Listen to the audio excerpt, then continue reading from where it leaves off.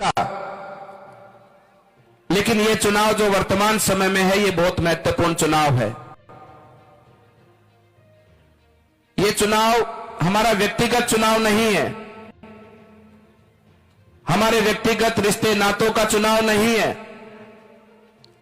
हमारे व्यक्तिगत लगाव, व्यक्तिगत भावना इस प्रकार का चुनाव नहीं है। यह चुनाव है देश को स्वागत है आपका Fisher learning Bathana news and reaction के अंदर। गाइज, आज बुहाना सूरजगढ़ विधानसभा क्षेत्र के अंदर बाबा बालकनाथ ने वहां बीजेपी के समर्थन में एक आम सभा का संबोधन किया, जिसके अंदर उन्होंने धमाकेदार तरीके से स्पीच दिया। आइए गाइज सुनते हैं बाबा बालकनाथ जी ने वहां पर और क्या कहा।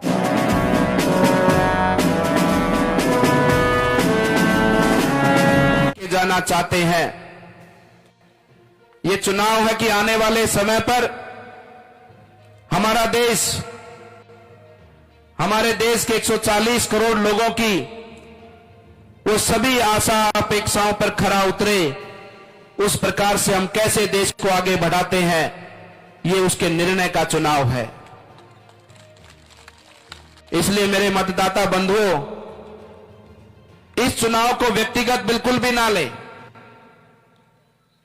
यह चुनाव केवल और केवल अपने राष्ट्र को आगे बढ़ाने। याद है ना वो समय, हमारे बुजुर्गों ने हमें बताया है कि कैसे आजादी की संघर्ष की लड़ाइयां चली, आंदोलन हुए, देश में एक माहौल था, एक ही उद्देश्य था, और वो उद्देश्य देश का पूरा हुआ। उसी भांति आज देश में एक नेता ऐसा आया है जिसकी भावना, जिसका उद्देश्य, जिसका लगन केवल और केवल देश की सेवा करना, देश के लोगों की सेवा करना और देश की उन्नति के लिए जीना और मरना। आज आदरणीय प्रधानमंत्री जी ने देश के लोगों से आह्वान किया है कि आओ मेरे साथ चलो, आप मुझे हिम्मत दो, सहारा दो। यह मेरा वादा है देश के लोगों से कि 2047 तक हम देश को एक विकसित राष्ट्र बनाएंगे। तो इसलिए बंधुओं, यह चुनाव ठीक उसी भक्ति भावना का है, उसी राष्ट्र प्रेम की भावना का है। इस चुनाव में हमारे निर्णय से आने वाले समय पर देश को जो गति मिली है, उसको और ताकत मिलेगी। आदरणीय प्रधानमंत्री जी के हौसले मजबूत होंगे और निश्चित रूप से देश के 140 करोड़ लोग मिलकर पुरुषार्थ करेंगे, मेहनत करेंगे और हमारे शहीदों का सपना पूरा करेंगे, हमारे बुजुर्गों की आशाओं को पूरा करेंगे। इस देश को विकसित बनाने का सब लोग मिलकर काम करेंगे। इसलिए चुनाव को व्यक्तिगत ना लें। हम सुनते आए हैं कि वोट देना हमारा अधिकार है और यह दुनिया की सबसे बड़ी ताकत हमारे पास में। इसीलिए हमारे लोकतंत्र को सबसे बड़ा और सबसे मजबूत लोकतंत्र कहा जाता है। वोट हमारे अधिकार, हम किसी को मर्जी दें, किसी को ना दें, यह हमारी इच्छा है। लेकिन कभी इस बात पर विचार किया है क्या आपने कि वोट जितना बड़ा हमारा अधिकार है, उससे कईयों गुना बड़ी हमारी जिम्मेदारी है हमारे देश के प्रति। हमारी जिम्मेदारी है कि हमारे वोट के माध्यम से कैसे देश आगे बढ़े, कैसी सरकार बने। हम तो अच्छा ही सोचकर वोट देते हैं, विश्वास कर वोट देते हैं। लेकिन आपने आजादी से लेकर अब वर्तमान समय तक कांग्रेस को बहुत बार देख चुके हैं। कितनी बार देखेंगे? या किसान बैठे हैं, पूरी सभा में एक एक व्यक्ति किसान है, कोई भी व्यक्ति ऐसा नहीं जो किसानी नहीं करता हो। आपसे इतना बड़ा झूठ इन लोगों ने बोला, 10 दिन में कर्जा माफ करने की बात कही। क्या कोई किसान अपनी धरती माता पर खड़ा होकर इस कांग्रेस को वोट देने का मन उसका करता है क्या किसी का? अगर वो ईमानदारी से, सच्चाई से इस बात का चिंतन और मनन करे कि एक राजनीतिक पार्टी किसानों के बीच में आकर झूठ बोलती है, धोखा करती किसानों से, क्या किसान उसको वोट देगा? क्या युवा उसको वोट देगा?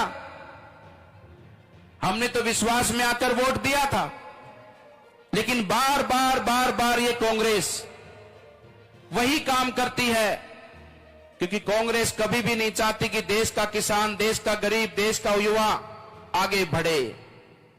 इनकी मानसिकता ठीक उसी प्रकार से है कि लोगों को पिछड़ा रखो, गरीब रखो, लोग आशावादी बनकर रहे। नेताजी गांव में आएंगे, गांव में कहेंगे कि भाई लूण ले लो, मिर्च ले लो, तेल ले लो, हल्दी ले लो, लूण ले लो, मिर्च ले लो, तेल ले लो, 100 यूनिट बिजली की ले लो। अरे इतना भोला समझा है कि हमारे किसानों को, हमारे राजस्थान की जनता को? ये वो भारत है, ये नरेंद्र मोदी जी का भारत है जो आज चांद पर तिरंगा लहराता है। ये वो भारत है आज दुनिया की तीसरी अर्थव्यवस्था है। ये वो भारत है कि जो आज इतनी ताकत रखता है कि देश के दुश्मन यहां आकर किसी प्रकार से भी कोई हमारे देश के लोगों को हानि पहुंचाने का अगर काम करते हैं तो हमारे जवान वहां जाकर उनकी छाती में खंजर ठोक के आते हैं। ये तो वीरों की भूमि हमारी पूरी। आपसे बेहतर कौन जान सकता है इन सब बातों को? तो ये ऐसी कांग्रेस, लेकिन मैं कहना चाहता हूं कि ये वोट का ही तो कमाल हुआ है।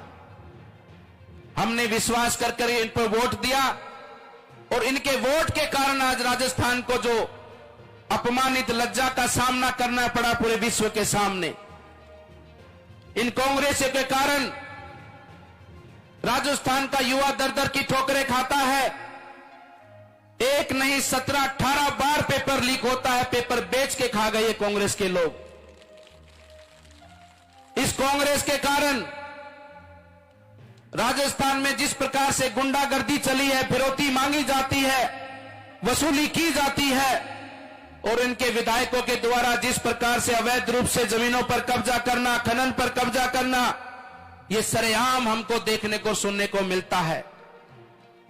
ये कोई राजस्थान में रामविलास जी कभी ऐसा होता था क्या कि यहां पर सरेआम बाजार में फायरिंग होती है, व्यापारियों को धमकी मिलती है, और तो और आपस में गैंगवारी, गुंडे मवाली भी करने लग गए हैं कि राजस्थान में राज कौन करेगा। उनमें भी आपस में रोज गैंगवार की घटनाएं हमको सुनने को मिलती हैं। यह स्थिति किसके कारण हुई? कांग्रेस के कारण। भ्रष्टाचार की सीमाओं को लांघ गई। उसी के साथ में हर क्षेत्र के अंदर जहां पर महिलाओं की बात करेंगे तो नंबर 1 है राजस्थान महिलाओं के साथ बलात्कार की, छेड़छाड़ की घटनाओं में। ये राजस्थान के अंदर ऐसा हो, हम राजस्थान वासियों को जिस प्रकार से अपमानित इस कांग्रेस शासन में होने का ये जो हमको देखना पड़ा है कि राजस्थान में भीलवाड़ा के अंदर एक बच्ची को, 11 साल की बच्ची के साथ में बलात्कार होता है, डंडों से पीटा जाता है, मारा जाता है, नहीं मरती है तो जिंदा भट्टी में जला दिया जाता है। ऐसी घटना राजस्थान क्या सहेगा? जिम्मेदार कौन है? कांग्रेस। ये ठीक वही समय हो गया है, इस प्रकार का शासन हो गया जिस प्रकार का एक समय पर महाभारत के समय हुआ पर था।